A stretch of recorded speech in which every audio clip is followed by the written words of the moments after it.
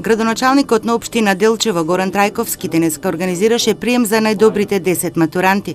Потенцираше дека доделувањето на оваа награда е со цел да се поттикнат учениците да постигнуваат одлични резултати во текот на нивното школување, но и да продолжат со успесите во образовниот процес, бидејќи секој нивни успех е успех на Делчево.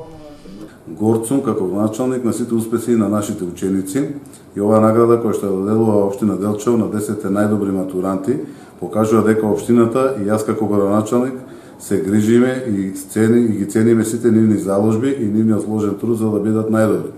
Од друга страна, исто така сакам да упатам една порака до овие најдобри ученици на ова патување да ги запознаат европските држави, да ги восприемат европските стандарди и овие европски стандарди да им бидат предизвик во нивниот живот, така да врз основа на овие европски стандарди да вградуваат вредности и во нашето општество.